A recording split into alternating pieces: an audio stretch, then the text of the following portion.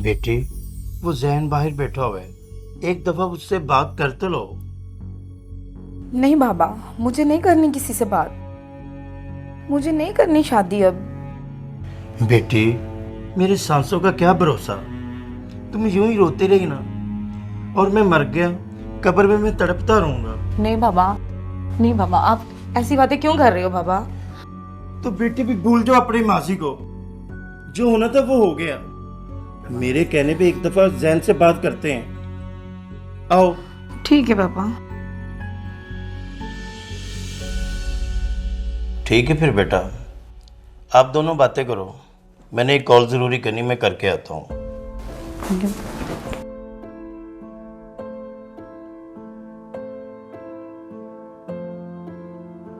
तो बताएं फिर क्या बात करना चाहते थे मुझसे? क्यों बुलाया मुझे आपने? आयजा, आपने क्यों अपनी जिंदगी एक ही इंसान के लिए खत्म कर दी है? यूं तो उम्रों के सफर तय नहीं होते ना। जाने वाला तो चला गया, अब आगे की जिंदगी भी तो जीनी है।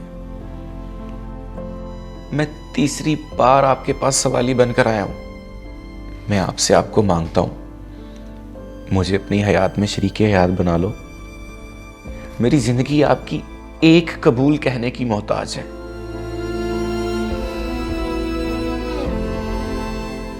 देखें, मुझे शादी का कोई शौक नहीं है, लेकिन आपका और बाबा का इसरार है तो एक शर्त पे राजी होंगी मैं। थैंक गॉड, शुक्र है आपने हाँ तो की।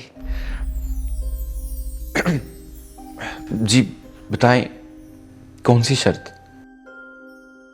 मेरे पास मेरे पहले शौहर की कुछ तस्वीरें हैं जिनके बगैर मैं नहीं रह सकती और जिनके साथ शायद आप ना रह सको। तस्वीरें? मुझे आपकी शर्त कबूल है, लेकिन ऐसा क्या हुआ कि आप उस शख्स को भूल ही नहीं पा रही? और कोई किसी की तस्वीरों से भी इतना इश्क कर सकता है क्या? मुझे जानना है वो सब कुछ जिसने आपको आंसुओं के समुद्र में डुबो दिया। देखिए, मैं बताना तो नहीं चाहती थी, लेकिन छुपाना भी पॉसिबल नहीं रहा। मुझे याद है वो दिन, जैसे आज आप मेरे लिए रिश्ता लेके आए हैं, ऐसे वो भी आया था। वो गरीब घर से था, मेरे साथ यूनिवर्सिटी में पढ़ता था। फिर बाबा ने उनसे कहा, देखे मादरत के साथ मैं आप लोगों को अपनी बेटी का रिश्ता नहीं दे सकता। मेरी इकलौती बेटी शहजादियों की तरह पली बढ़ी है, आपकी और हमारी बरादरी भी लग गए, और आप माली हिसाब से भी हमसे बहुत कम है। आप लोगों का छोटा सा घर है कराएगा, मेरी बेटी वहाँ कैसे खुश रह पाएगी? मैं किसी अंधेर नगरी में अपनी बेटी को गमों की नज़र नहीं करना चाहता। भाई साहब, अंकल जी, मैं आपकी बेटी को बेइंतहा चाहता हूँ। जिंदगी में शायद कभी रोटी की कमी हो जाए, पर मैं आपसे वादा करता हूँ मोहब्बत और इज्जत में कभी कमी नहीं होगी। ये सिर्फ बातें होती हैं बेटा, बाद में इन बातों पे कोई भी अमल नहीं करता, तो इसलिए मैं इस रिश्ते से इनकार करता हूँ। ठहरे पापा, 2 मिनट मेरी बात सुने।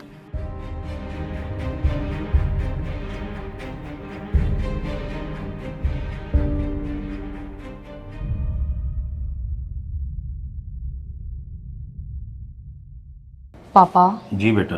मुझे तो ये लड़का बहुत अच्छा लगा। उसकी मोहब्बत और इज्जत वाली बात ने मुझे बहुत इम्प्रेस किया है। लेकिन बेटा, उनका स्टेटस हमारे बराबर नहीं है।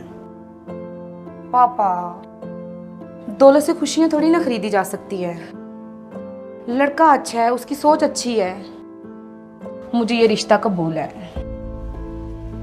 लड़का तो वाकई बहुत अच्छा है। चले, जैसे आपकी खुशी। आओ, बात आगे बढ़ाता हूँ।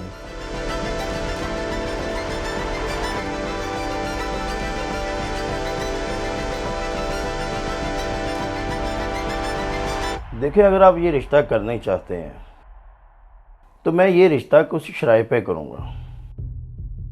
जी जी भाई साहब, क्या शराइत हैं आपकी? मेरी बेटी छोटी सी थी, उसकी माँ दुनिया से चल बसी। मैंने अपनी बेटी को शहजादियों की तरह पाला है। शादी के बाद मेरी बेटी किसी काम को हाथ नहीं लगाएगी। मैं 2 मासियां रखा दूंगा जो घर का काम करेंगी। मेरी बेटी शहजादी बन के रहेगी। जी बिल्कुल भाई साहब, मुझे भला क्या एतराज़ हो सकता है? हमें आपकी शराइत मंजूर है। ये सब शराइत निकाहनामे में भी लिखी जाएगी। जी जी बिल्कुल। तो ठीक है, फिर शादी की तैयारी करते हैं।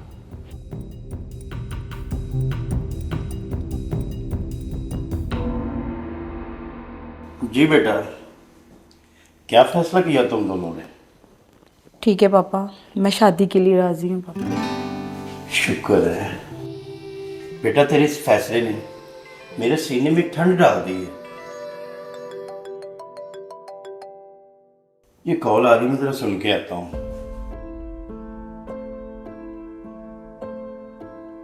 तो फिर आगे बताएं, शादी के बाद उन्होंने शहजादी बना के रखा आपको?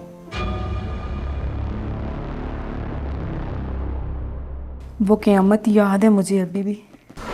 अम्मा, आटा ख़त्म हो गया है। ख़त्म तो होना ही था। तो मासियाँ रखी हुई हैं महारानी ने। इतनी महंगाई है, ऊपर से 4-4 तो रोटियां खाती हैं। हमारा अपना खाना पूरा नहीं हो रहा, इनका कहाँ से करें? सही बात है अम्मा, घर के काम कौन सा ज़्यादा है? ये सब काम भाभी खुद भी तो कर सकती हैं ना। इस महारानी को नकेल डालना पड़ेगी। हाँ ना अम्मा, जल्दी कुछ कर। ऐसा ना हो कि हम दोनों की ज़िंदगी इसकी मासियों से भी बदतर हो जाए। अच्छा अम्मा, मैं यूनिफॉर्म वॉश कर रहा हूँ। ठीक है।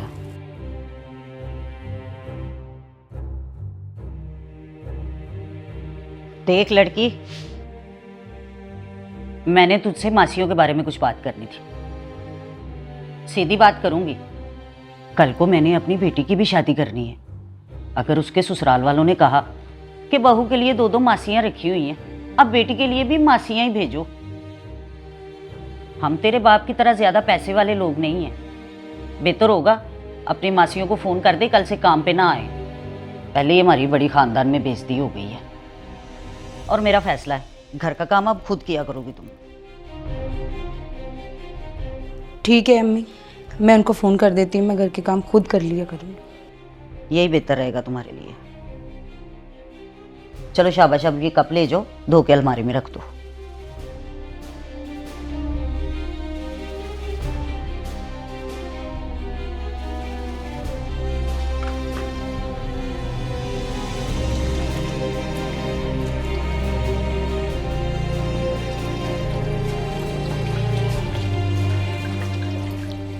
अम्मी, यूनिफॉर्म वॉश करना था, वॉशिंग मशीन ख़राब हो गई है। आयजा, जा बेटी कपड़े वॉश कर दे जाकर। लेकिन अम्मी। लेकिन वेकिन कुछ नहीं, जाके कपड़े वॉश कर। ठीक है अम्मी।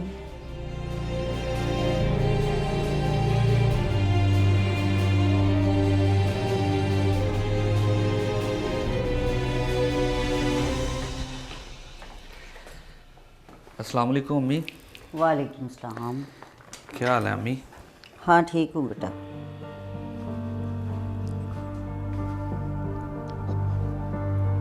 अस्सलाम वालेकुम। वालेकुम अस्सलाम।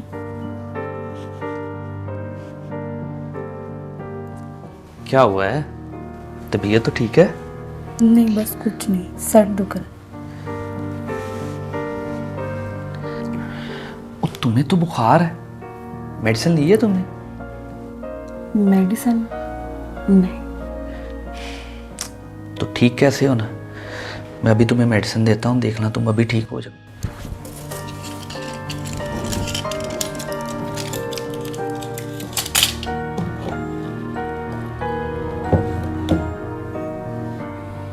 मुंह खोलो।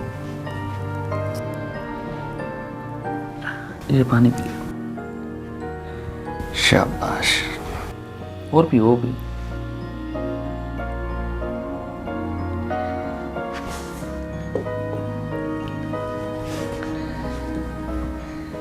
तुम्हारी इतनी तबीयत खराब है, काम वालियों को कहती वो तुम्हें दबा देती।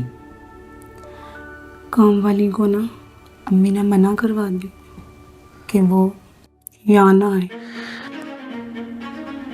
तो घर के काम कौन करेगा? अम्मी ने बोला कि घर के काम तुम किया करोगे, और आज भी सारे काम उन्होंने मुझसे करवाए हैं। इसी वजह से तुम्हें बुखार हुआ है। तुम रुको जरा।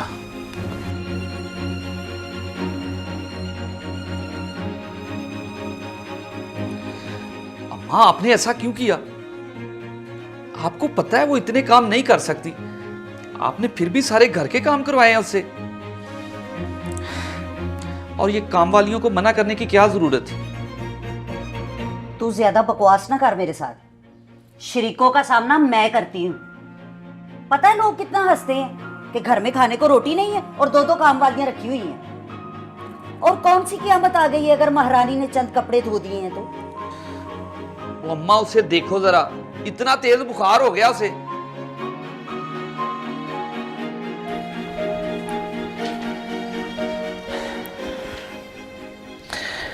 तुम लेटो यहाँ पे, मैं तुम्हारा सर दबा देता हूँ। नहीं, रहने दें, कोई बात नहीं, लेटो मेरी जान। खुद ही हो जाएगा ठीक। मैं कह रहा हूँ ना, लेटो।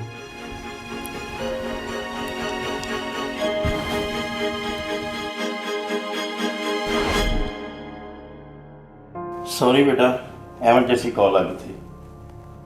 चलें बताएं, क्या मबूम आप लोगों के लिए? अरे नहीं अंकल, इसकी कोई ज़रूरत नहीं है। हम लोग बैठे बस वैसी बातें कर रहे थे। नहीं बेटा, कुछ तो होना चाहिए। चलें आप बातें करें, मैं मंगवाता हूँ आपके लिए कुछ।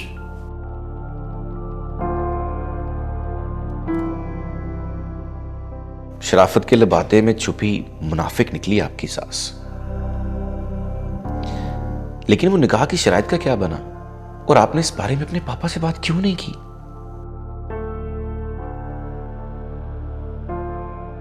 मैंने बस अपने हम सफ़र की खातिर बाबा से कोई बात नहीं की, और घर के काम सब खुद करने शुरू कर दिए। जिसने खुद से पानी तक ना किचन से लिया था, उसकी सुबह शामें खाना बनाते किचन में गुजरने लगी। बस फिर आहिस्ता आहिस्ता कामों के साथ साथ सास और नंद के ताने भी पड़ते रहे। और फिर एक दिन, अम्मा, अल्लाह का वास्ता है, बस कर दे उस पर जुल्म करना। सारा दिन वो काम करती है, रातों को उठ उठ कर रोती रहती है बेचारी। क्या हो गया? अगर वो लेटी थी तो चाय नहीं बना सकी, ये खुद भी तो चाय बना सकती थी ना। तेरी महारानी को मेरी बेटी वैसे ही बुरी लगती है। मेरी मासूम बच्ची जरा सा कोई काम कह दे ना, कभी सर दर्द, कभी बुखार, कभी लेटी है, कभी कुछ। काम चोर कहीं की। और तू भी तो अपनी अम्मा को आज बुरा कह रहा है ना? है? तू बता जरा, घर में सारा दिन वो करती क्या है? ना उसे कपड़े धोना आता है, ना खाना बनाना। और अगर कोई काम करती भी है ना, तो कौन सा ढंग से करती है? पूछ अपनी बहन से, कितनी बदतमीजी से बात करती है मुझसे।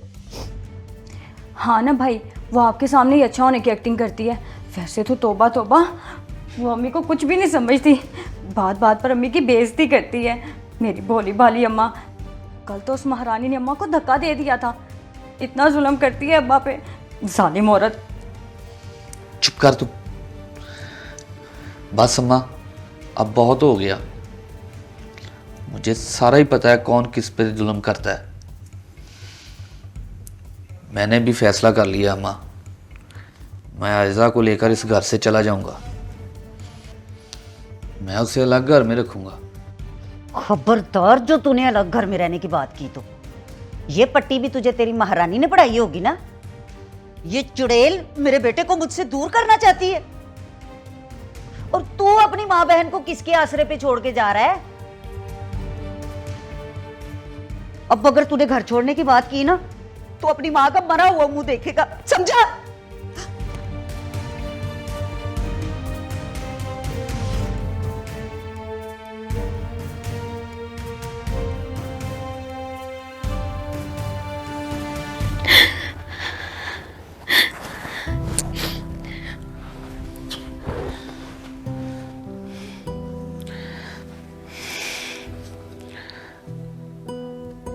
आयजा,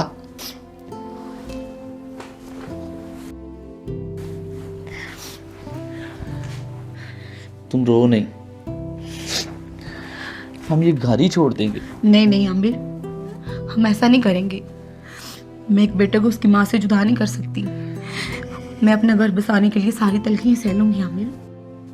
आप मेरी टेंशन न ले, आप मेरे साथ है ना, मैं हर दर्द सह लूंगी। सॉरी आयजा, 1 साल हो गया माँ और बहन से लड़ते हुए, लेकिन उनका रवैया तुम्हारे साथ ठीक ही नहीं हो रहा। चलिए आप परेशान ना हुए, आपको देखकर तो मैं जीती हूँ। वो सच याद आया मुझे अफशा का सूट प्रेस करना है। उसने कहीं जाना है, मैं सूट प्रेस करके ना फिर आपको एक अच्छी सी चाय पिलाती हूँ।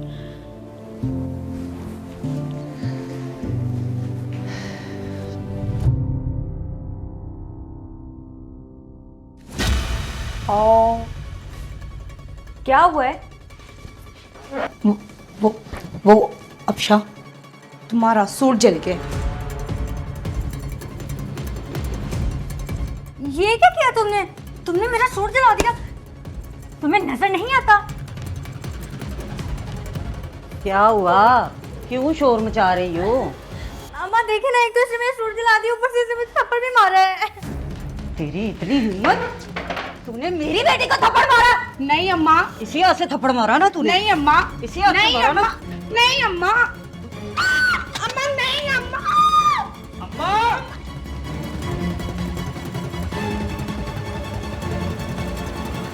मेरी बस हो गई है अम्मा।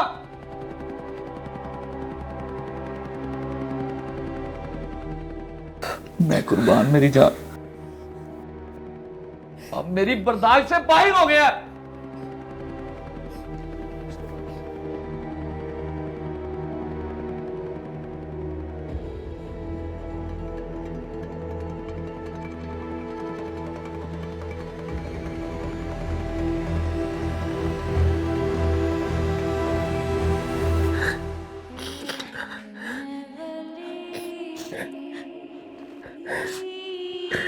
बहुत दर्द दिया ना मेरे साथ में तुमको।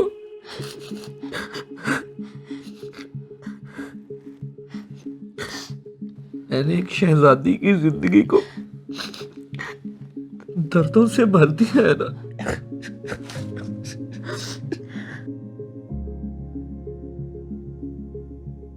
आप भी तो सब कुछ मेरी वजह से सह रहे हैं ना। मैं हर हाल में आपके साथ हूँ। प्लीज आप रोए ना।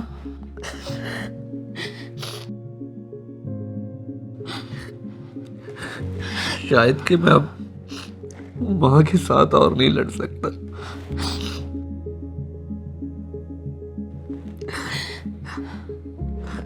अब शायद कि मेरे पास और कोई रास्ता ही नहीं बचा। मैं आपकी बेबसी समझ सकती। प्लीज आप रोना बंद कर दे।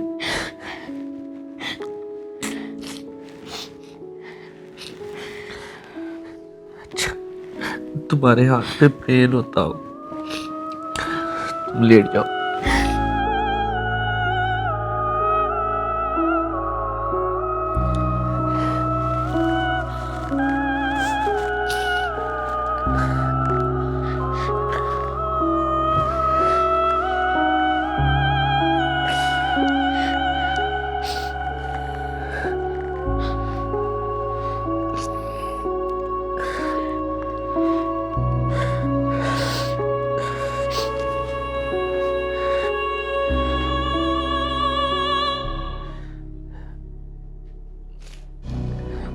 माँ,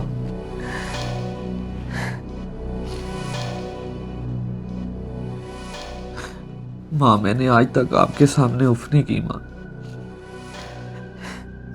आज इन हाथों से आपको धक्का दिया, मुझे बहुत तकलीफ हुई। माँ मुझे माफ करने, माँ मुझे माफ करने।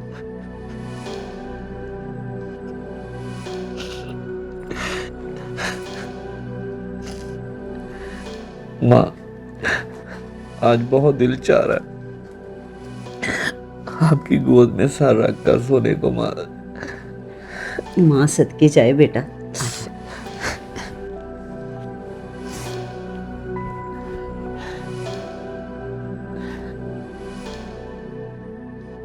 माँ, जब हम आयजा के घर गए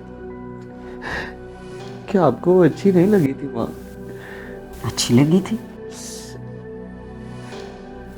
माँ, जो उन लोगों ने शर्तें रखी थी अगर आपको मंजूर नहीं थी तो आपने रिश्ते के लिए हामी क्यों भरी थी माँ? आप मेरी बीवी को क्यों सताती हैं, क्यों करती हैं उस पर जुल्म? बेटा मैं नहीं, वो हम पे जुल्म करती है। वो बद इखलाक, बदजुबान हम सबको यहाँ से निकाल कर राज करना चाहती है। मेरा बस चले ना तो जान से मार दूं उसे। माँ, अगर मैं मर जाऊं तो मेरी बीवी की जान छोड़ देगी ना माँ? ये क्या कह रहे तू? हाँ माँ, अगर मैं मर जाऊं तो मेरी बीवी की जान छोड़ देगी ना माँ? मेरे पास और कोई रास्ता नहीं बचा माँ।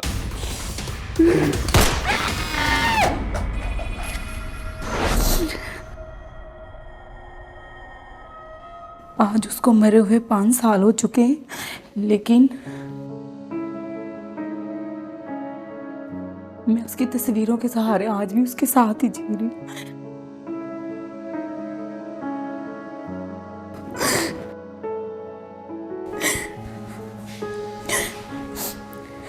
आयजा, मैं आपको उस जैसी मोहब्बत तो नहीं दे सकूंगा, लेकिन वादा रहा मैं आपके सब गम, सब दर्द, सब उदासियां मिटा दूंगा।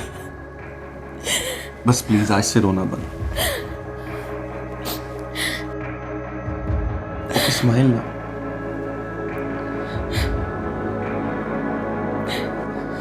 प्लीज स्माइल ना। ये हुई ना बात।